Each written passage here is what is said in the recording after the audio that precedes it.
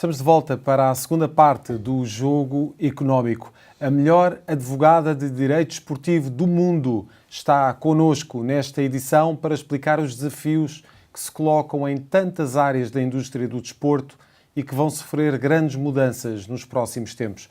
Rosalía Ortega, advogada e presidente do Instituto Ibero-Americano do Direito Desportivo, está em Portugal para apadrinhar o International Sports Law Conference, um evento que traz a Lisboa dezenas de especialistas de várias jurisdições, organizações e ligas. Rosalía Ortega, muito obrigado por estar presente neste Jogo Económico. É um enorme prazer tê-la neste programa para podermos discutir aqui alguns dos temas que são bem prementes relativamente àquilo que é a atualidade da indústria do desporto. Começo por lhe perguntar se, de facto, esta conferência vem mesmo a calhar, mesmo na melhor altura, para se discutir estes temas que são tão atuais e tão presentes. Moito obrigada pelo convite, a honra é minha e obrigada eu. Sí, a verdade é que non podía acontecer nunha mellor altura, porque a primeira conferencia internacional de Direito Desportivo vai ser a próxima sexta-feira, o sábado, 18 e 19, no Estadio da Luz de Benfica. E claro, estamos agora mesmo, eu acho, en un momento normativo do futebol que eu acho que ni ten antecedentes, porque eu acho que ni Bosman iba a ter unha repercusión como esta. FIFA ya anunciou ontem que va a facer unha mudanza e que va a aproveitar o momento para facer unha modernización dese artigo 17 que eu acho que precisa de moita modificación. E entre os vários desafios, e a Rosalía já abordou a questão das transferências, entre os vários desafios, qual é que considera que sejam os mais definidores, os mais importantes e que vão marcar o futuro da indústria? Olha, eu acho que en relación a ese artigo 17, que ten moita importancia no futebol en cualquier tipo de transferencia, aquí hai unha primeira cuestión que é importante, que ten que ver con o direito de traballo e con ese famoso transfer, que cando un jogador va a mudar de un país para outro, e aí temos unha transferencia internacional, precisa de ser habilitado. E a habilitación por licencia acontece con o transfer que é absolutamente necesario para poder ejercer o direito de traballo. Esa eu acho que é unha das cuestións máis importantes. Segunda cuestión importante, que vai acontecer cando se termina un contrato sin justa causa? Porque aquí temos un escenario que é absolutamente desproporcionado desde o momento que foi criado. Oye, tamén há unha frase que eu gosto moito de Churchill que decía así: há dúas cousas que mellor non saber como son feitas, unhas son as normas e outras son as salchichas. E aquí, de verdade, que acontece así, porque desde no comenzo há unha limitación para o xogador. O sea, cando temos un escenario que un contrato se termina sen justa causa, depende de quen va a terminar, se o club ou se o xogador, as consecuencias son absolutamente diferentes. Desde o punto de vista económico, que é normalmente o máis importante, junto con o transfer, oi aí, claro, se termina o contrato o xogador de futebol, ese artigo 17 diz que quen termina ten que indemnizar a outra parte, sin justa causa. Mas, cando é o xogador quen vai recibir a compensación, a FIFA está a escribir un límite do valor residual de 5 anos dun contrato. Que acontece do lado contrario, as cláusulas de rescisão. Ou seja, non se entende que un xogador que ten a parte fraca económicamente teña un castigo tan desproporcionado. Isto é así, acontece en Portugal, meninos con contratos, salarios mensuais de 2.000 euros, con unha cláusula de rescisão de 50 millóns. Mas, no contrario, o menino máximo vai recibir os 5 millóns, os 5 anos, que ni acontece, porque se está a procura de outro club e vai a traballar a outro club, FIFA faz unha coisa que se chama a mitigación de dano. Entón, claro, aquí fica unha desproporción que dá lugar ao asunto de arra, que, oia, você ten que pagar unha compensación que é tan grande que non ten capacidade e aínda máis non te estou a permitir dejar traballar. Se non te dejo traballar, como vou ser capaz de te pagar? Sí, aquí, oia, o traballo dos abogados de Charleroi foi impresionante. Oye, eu sei, coñezo a normativa FIFA e primeiro teño unha oferta para ti, máis con dúas condições. A primeira, habilitas out se eu teño transfer e segundo, que non vou ser responsable solidario. Eso ten que mudar. Ten que mudar para o mundo inteiro, non só para a Unión Europea, porque a FIFA non vai mudar o artigo 17 só para a Unión Europea. E depois, a última parte, que é a estabilidade contractual e como van a se obligar a ser cumpridos os contratos. Porque o que é claro é que a último eslabón, a última circunstancia é que proíbas traballar ao xogador. Entón, ten que se tomar medidas, porque é moito importante percibir que a figura da FIFA é super importante, que ten que regular e que ten que garantizar a estabilidade contractual. Aquí o que eu acho que ten que mudar é a forma e, primeiro, que sella absolutamente proporcional, que non faça esta distinción tan grande se o club ou se o xogador quen está a terminar, sin justa causa. E não existir essa dupla penalização que a Rosalía falou há pouco. Eu vou transferir também a nossa discussão, vou abrir a nossa discussão, melhor assim, para o nosso comentador, Jorge Faria de Sousa. Jorge, de facto, temos aqui um panorama do futebol internacional que está claramente a mudar ao nível daquilo que são o entendimento das transferências. A Rosalía já nos explicou um pouco da disparidade que existe em relação àquilo que são as exigências para os clubes e as exigências para os jogadores nas resoluções contratuais. Temos outros temas que também estão a mudar ao nível daquilo que será o panorama das ligas nos próximos anos. Como é que tu vês todas estas mudanças no futebol europeu? Bem, em primeiro lugar, agradecer à Rosalía a disponibilidade para estar connosco e dar-lhe as boas-vindas.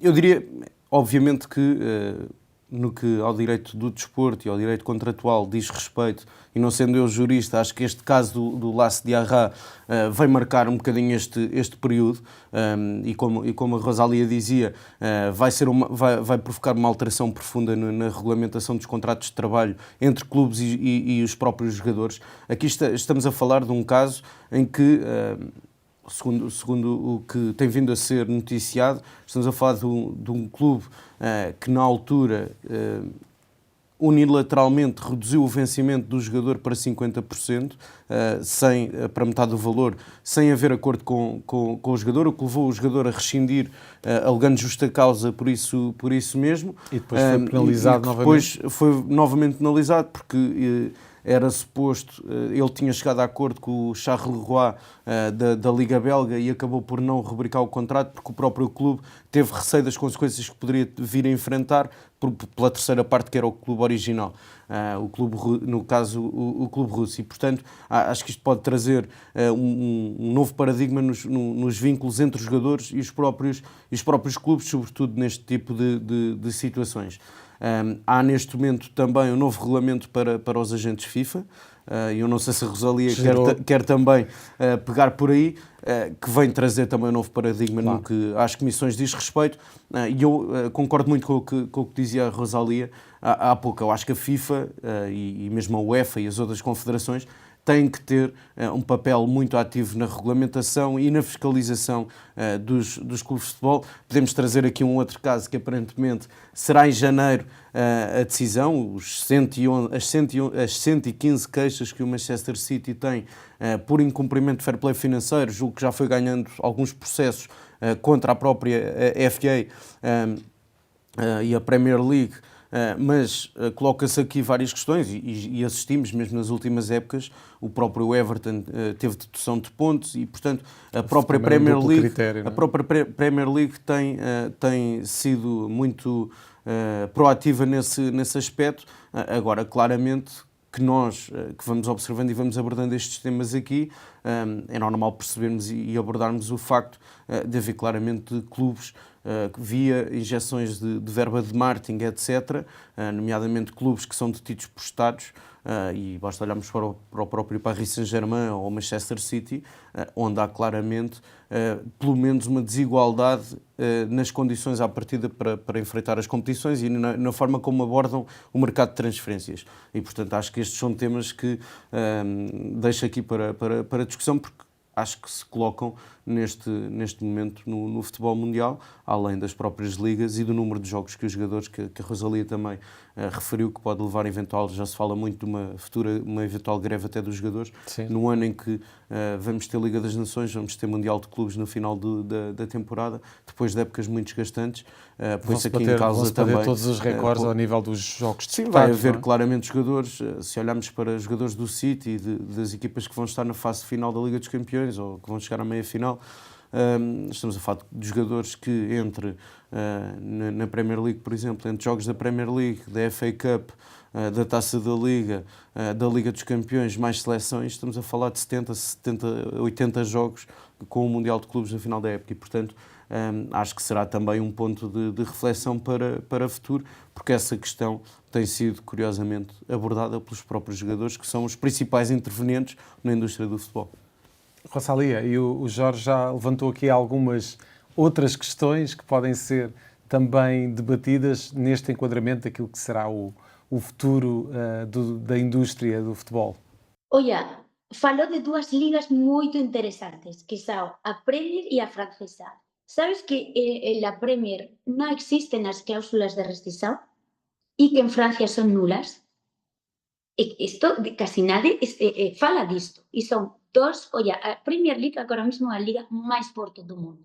E a liga francesa non temos ni que falar. Entón, o deixo iso para a reflexão, está ben?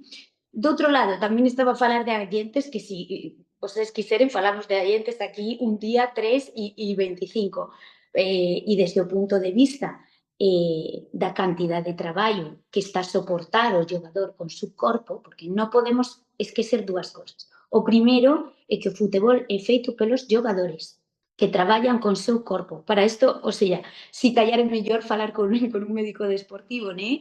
Mas claro, tamén a unha carga, a un límite de horas que o traballador ten que traballar, por lei, un traballador normal, entón as persoas que traballan con seu corpo, como son os atletas, o acho que estamos a levar a situación límite donde, oia, está ben, o negocio do futebol no mundo que máis dinero dá son os direitos de televisión. E está ben que todos queremos ver, mas, claro, estamos a ollar a seres humanos con un límite. O segundo negocio máis grande son as transferencias. Entón, acho que estamos en un momento, en unha altura de pensar todos, porque isto acho que tamén traballo tamén dos medios de comunicación, dos agentes, que ten un papel moito forte no asesoramento, porque eu acho que moitas veces o atleta, o xogador, ten tanta pasión, tanta ilusión, que, olla, dis a tudo que sí. Entón, eu acho que temos un traballo moito importante os profesionais que traballamos na industria. Rosalia, acredita que estamos a caminhar para um modelo em que o jogador, e se acredita e se acha que é salutar essa situação, em que o jogador está claramente no centro da equação, naturalmente com o jogador por um lado e os adeptos por outro. Essa ligação e essa capacidade de reconhecer a importância de um lado e do outro será importante para definir o futuro da indústria, um futuro, diria que mais saudável da indústria? Claro, e, olha, para mí esta industria é unha industria da pasado, né? O sea, eu sempre digo que unha persoa non va a investir en unha camisola, non sei, de Adidas, de Nike, de Kappa, 160 euros. Mas ti a camisola con tu equipo de tu corazón, oye, aí invertes cualquier cosa. Entón, este é o negocio de futebol, porque así o negocio do equipo, o negocio de vender camisolas, de vender ticket, de vender direitos de televisión. Entón, non podemos esquecer que estamos en este mundo, que acontece e que este negocio, que é un negocio da pasado, mudou para unha industria, unha actividade que é económica. A Unión Europea ya falou así, oye, sí, temos unha coisa que se chama especificidade do esporto, mas fica dentro dunha actividade económica que ten que ser regular. E ten que ser regulada, e como tudo temos traballadores, temos empresas, como son os clubes, temos organizadores, dá un compendio de moita coisa aquí.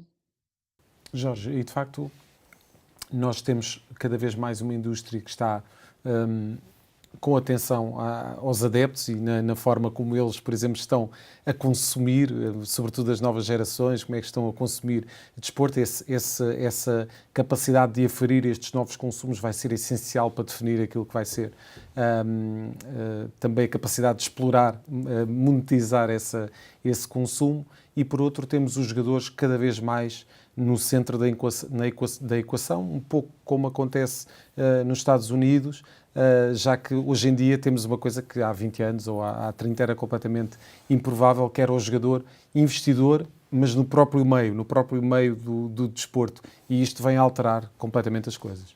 Sim, eu diria que cada jogador, neste momento, já é a própria empresa e tem o seu próprio staff, a sua própria marca, o próprio entorno, e representa em si mesmo uma marca, como dizes. E, portanto, claramente que para o futuro os jogadores têm que ter sempre um papel central, mesmo quando se toma decisões no que a regulamentação do jogo diz respeito. Só complementando aquilo que dizia a Rosalia, estamos a falar para um funcionário normal, no âmbito do seu contrato de trabalho, tem que ter 2 folgas semanais.